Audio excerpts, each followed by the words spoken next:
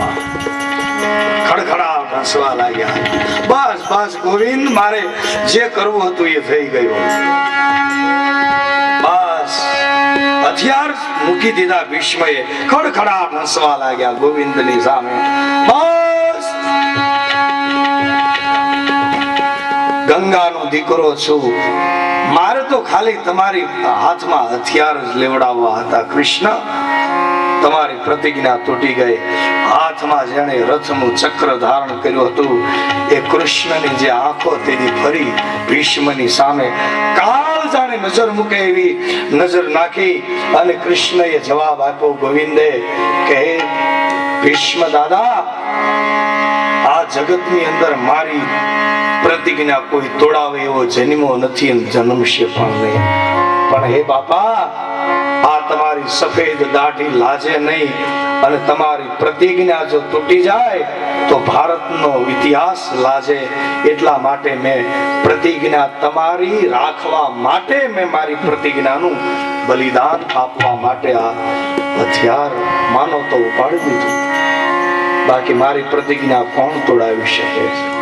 અને એ વાતની ઉપર ભરોસો ભીષ્મને પણ છે કે બરાબર છે કૃષ્ણ, વાતે તમારી સાચી છે. આજે સમજાય છે બરાબર. ત્યારે સમજાયું હતું, અત્યારે જે બાણશૈયામાં પૂજ્યા છે ને સ્તુતિ કરતા આ બધી વાત કરે છે કે હે કૃષ્ણ, એ વખતે જે તમારી દોટ મૂકી હતી તમે, ઓહો, પાછળ દોડતો હતો અર્જુન પકડવા માટે કૃષ્ણને કે ગોવિંદ, આ શું કરો છો તમે? મૂકી દે અર્જુન. મારા ભક્તના ઉપર જે પ્રહાર કરે, અરે મારી પ્રતિજ્ઞા તૂટે ન તો જગતમાં મને પણ મારા ભગતને કાંઈ ન થવું જોઈએ. અર્જુન એ બેઠો બેઠો ગાય ત્યાં હું ઉભો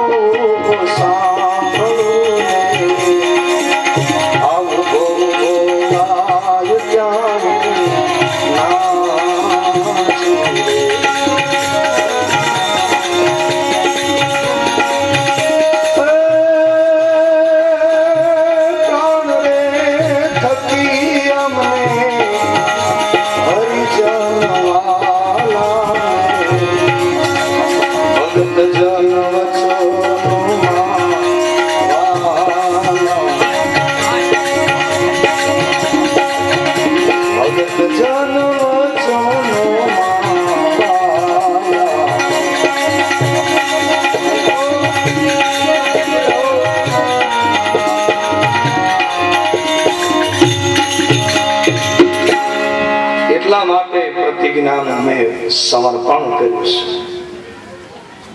બાકી ભગવાનની કોણ પ્રતિજ્ઞા તોડાવી શકે? સ્વયં કૃષ્ણની.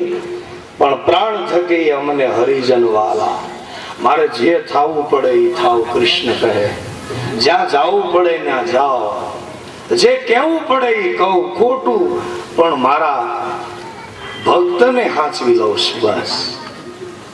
અને ભક્તને શું છે કે જગતની સાથે એને ક્યાં, બસ એને તો ભગવાન સાથે, તો ભગવાન બધું છોડી અને પોતાના ભક્તનું રક્ષણ કરે છે.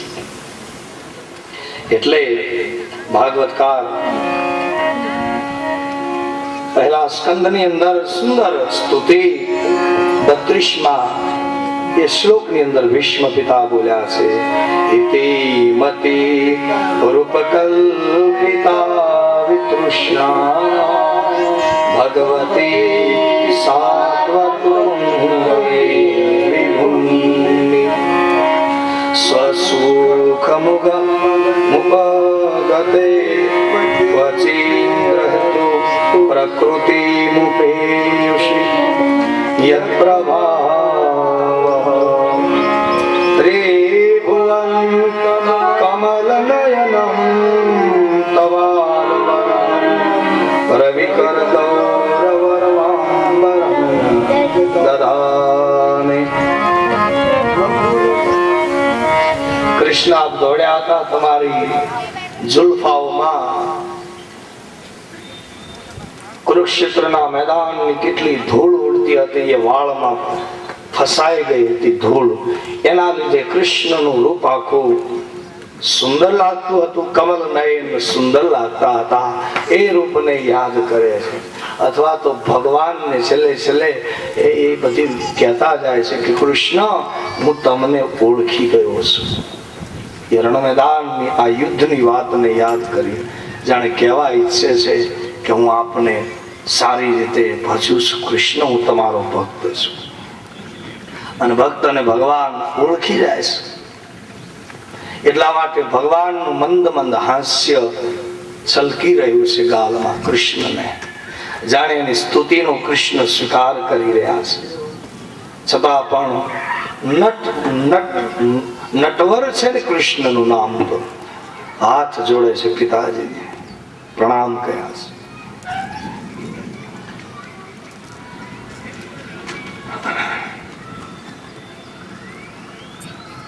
એ વખતે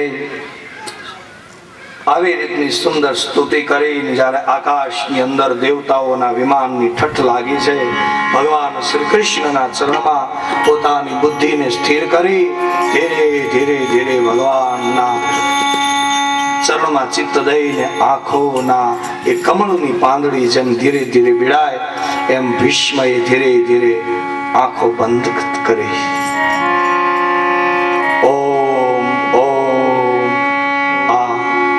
ઓમકારની ધ્વનિ આકાશમાં થઈ છે અને ભગવાનની જ્યોતની, ભગવાનના રૂપની જ્યોતમાં પોતાના તેજની જ્યોત સમાવા લાગી.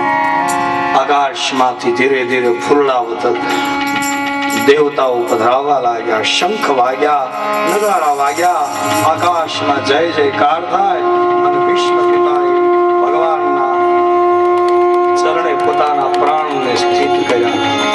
કૃષ્ણ કનૈયા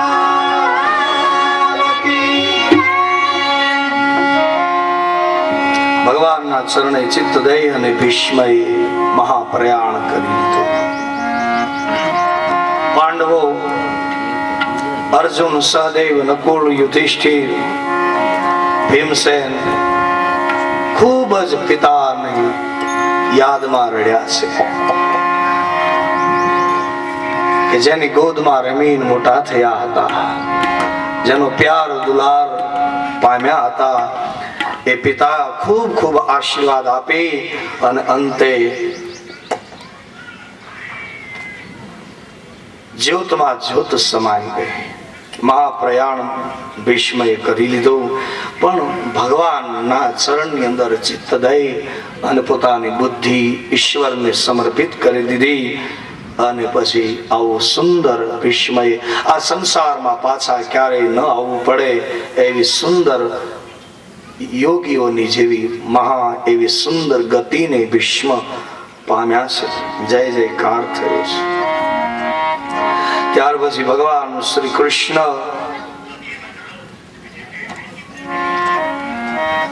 ભીષ્મ પિતાનું સુંદર એ બધા જ સંસ્કાર વિધિ કરી અને પછી ભગવાન શ્રી કૃષ્ણ પાછા બધાને શાંતિ આપી અને એના વિયોગના દુઃખને જ્ઞાનપૂર્વક સમજાવી અને પાછા કૃષ્ણ ભગવાન શ્રી દ્વારકાની યાત્રાનો પછી પ્રારંભ કર્યો. દ્વારકાધીશ પોતાની દ્વારકા, પોતાના માતા પિતા, પોતાના ભાઈઓ એની રાહમાં છે. દ્વારકાની અંદર પણ ભગવાન શ્રી કૃષ્ણનો ઘણો જ સમય આ રીતે વીતી ગયો હતો ગયાનો. એટલે ભગવાનના ફરજની અંદર હતું બધું. અંતનો સમય, અંતની લીલા પૂરી કરવા માટે કૃષ્ણ ભગવાન જ્યારે ધામધૂમથી જ્યારે પાંચે પાંડવોએ રજા આપી અને શ્રી કૃષ્ણ ને હૃદયમાં ધારણ કર્યા છે બધાએ અને ભગવાન દ્વારકા પધારે છે. હત્વા સ્તરી કચ્છ સ્પૃધ આતતાયિનો યુધિષ્ઠિરો ધર્મ વૃતાવરિષ્ઠ સહાનુજય પ્રત્યવરુદ્ધ ભોજન કૃષ્ણ કથમ પ્રવૃત કિમ કરાશિ તત.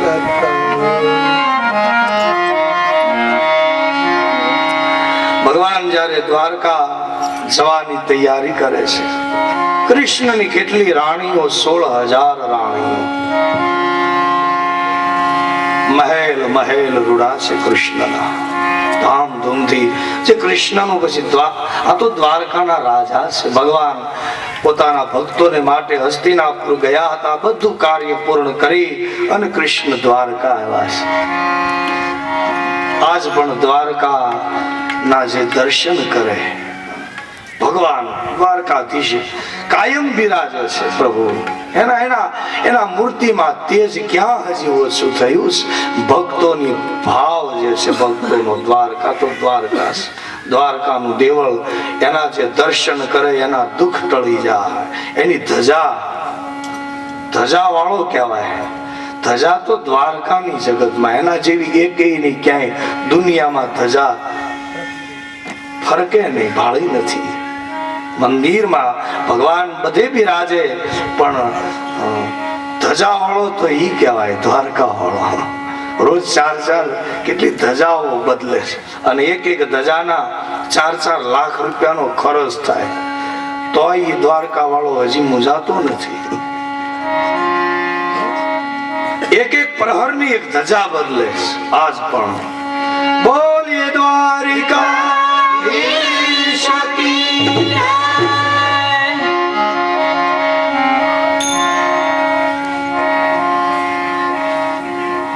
એવા દ્વારકાના નાથ છે. દ્વારકા સુંદર નગરી છે.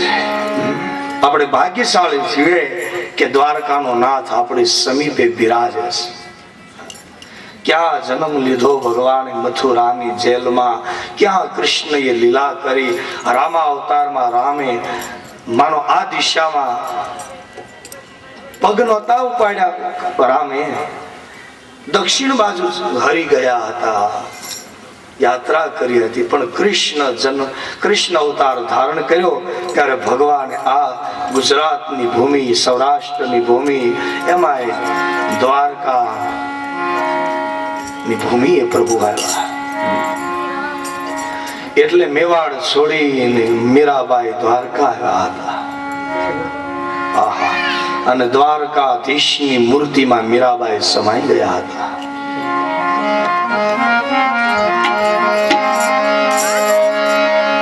કાના મને દ્વારકા દેખાડ કોડીલા કાનલો.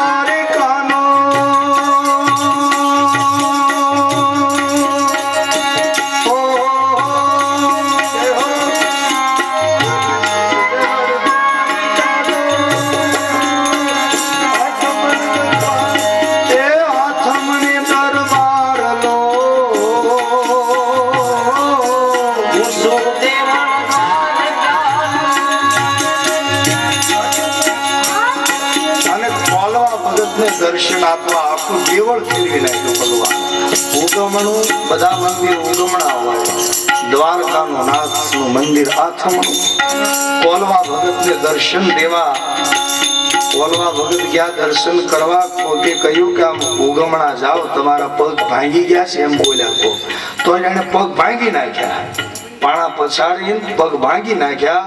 આથમણે દરવાજે બેઠા હે કૃષ્ણ, તારે જો પગ હોય તો તું આવ્યું ને આ બાજુ, હું કામ આવું કે છે. અને દેવળ ફરી ગયું કોલવા ભગતને દર્શન દેવા.